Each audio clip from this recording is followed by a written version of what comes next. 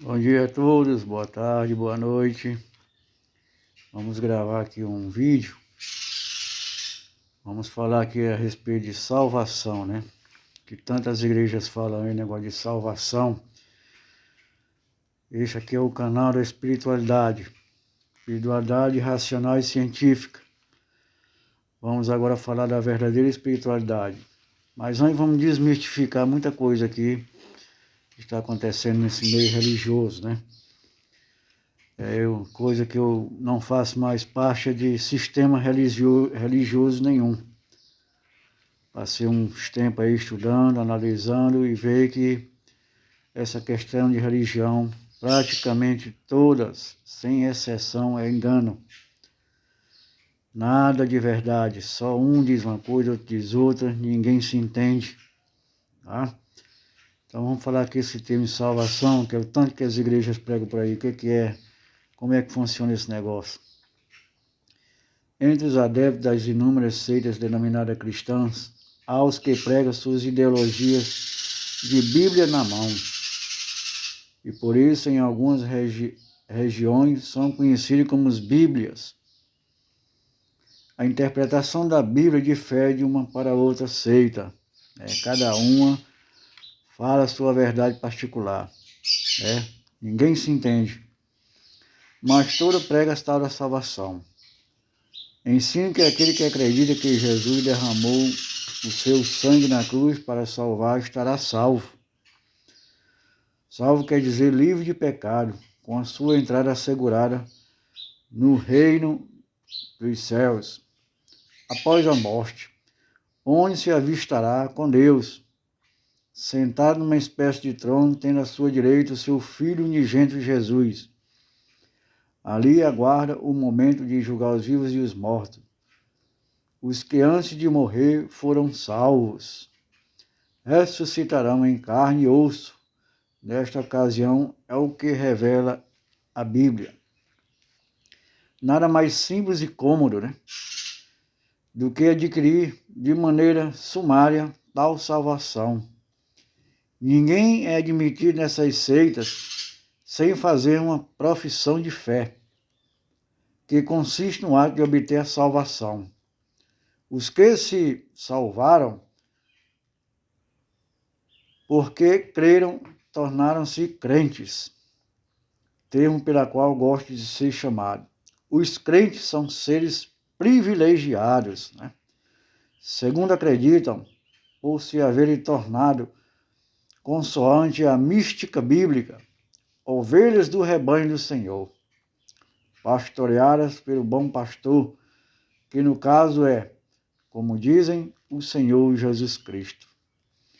Acontece, porém, que na dura realidade dos fatos, todos os que se encontram encarnados são imperfeitos e estão sujeitos a errar, uns mais e outros menos, conforme o seu acervo espiritual, acumulado em numerosas vidas passadas.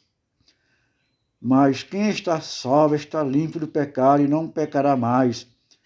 Daí a dificuldade de harmonizar, no seio destas famílias de crentes, dois fatos antagônicos: a pureza com a imperfeição.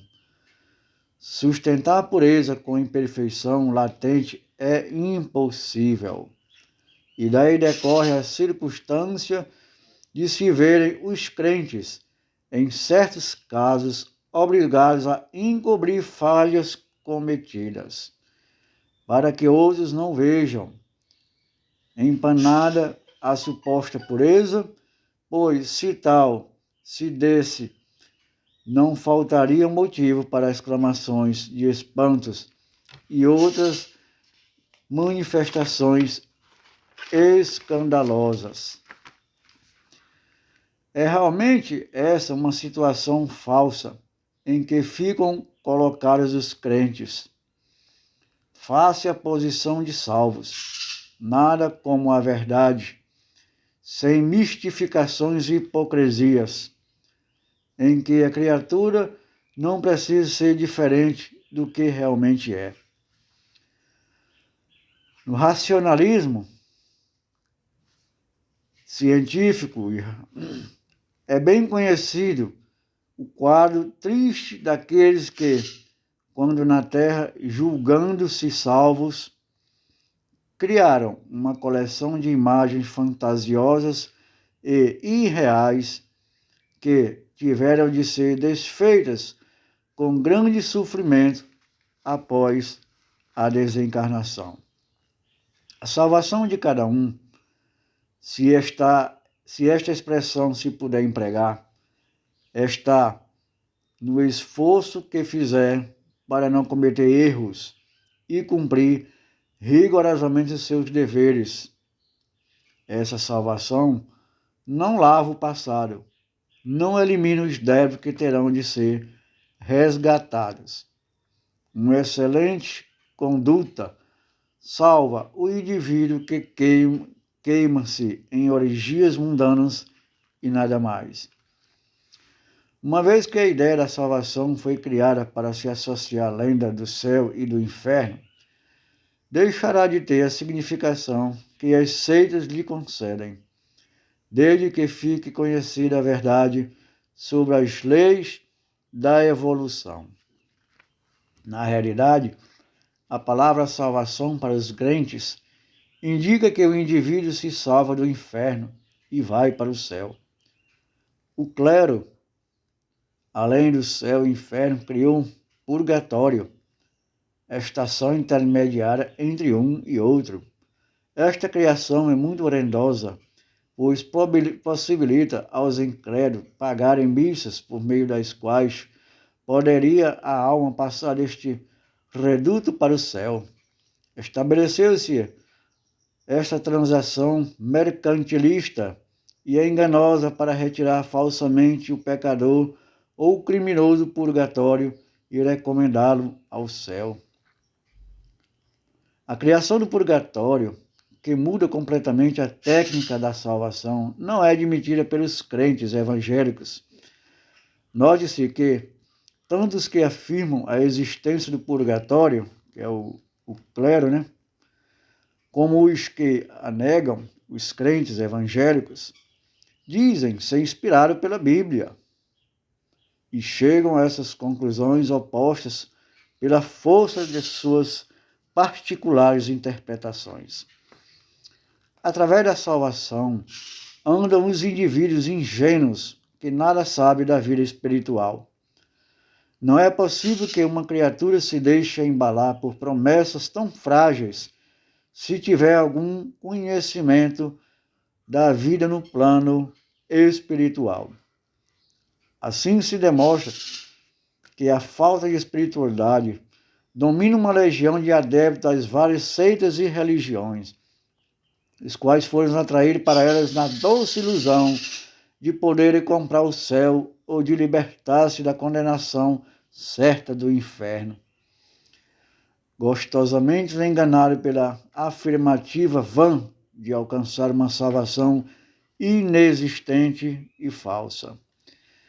É muito mais agradável poder chegar-se a um delinquentes e oferecer-lhe a salvação, oferta que ele receberá com alegria, do que lhe revelar a verdade nua e crua, mostrando-lhe a necessidade de preparar-se para o resgate integral de suas faltas, com sacrifícios e dor, em encarnações sucessivas. Por esta razão, a grande maioria prefere ser consoladoramente enganada, conscientemente alertada. Não fosse isso, a evolução do mundo teria já alcançado condições elevadas de grande significação moral e espiritual.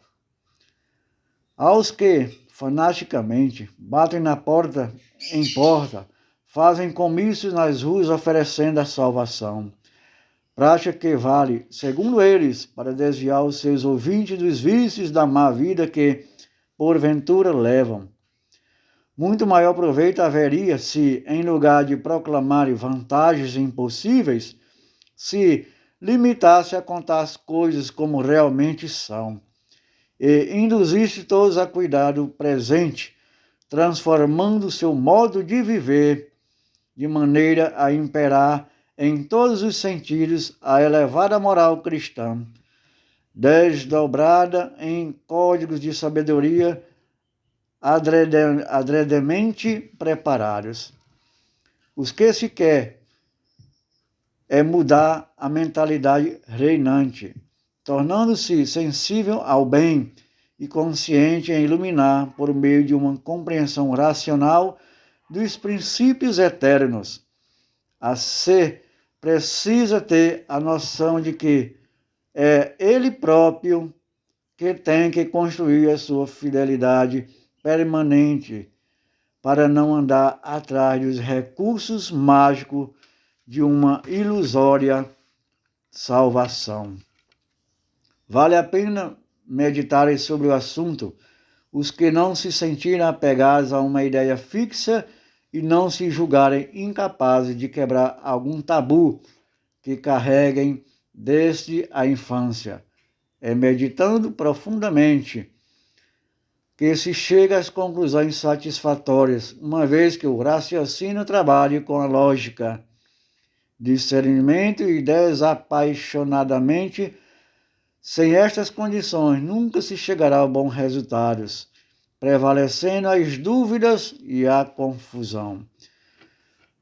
No racionalismo científico, dá-se grande valor à verdade espiritual e não se quer, de modo algum, ver algum torturado pela incerteza, pois onde estiver a incerteza, a verdade não penetrou. Há meios de conhecer a verdade espiritual dentro do alcance da mente humana e poder-se reservar-se uma grande intrugice à afirmativa da salvação. Esta é a conclusão que todos terão de chegar, certo de que, no fim, somente a verdade espiritualista ficará de pé. Diante disso, deve cada um tratar de averiguar os fatos como antes, à luz da razão, e a enfrentar com coragem a própria situação. No mundo nada está perdido com respeito aos fracassos morais, já que tudo se recupera com o tempo em ação evolutiva. Tanto mais depressa atingir o alvo, e quanto mais disposta estiver a criatura a abandonar a crendice, a imagem fictícia, para aceitar postulados racionais e verdadeiros, que não estão ocultos, mas firmados categoricamente nas correntes espiritualistas de que tratam as obras racionalistas cristãs, mas rapidamente tomará o caminho da evolução consciente.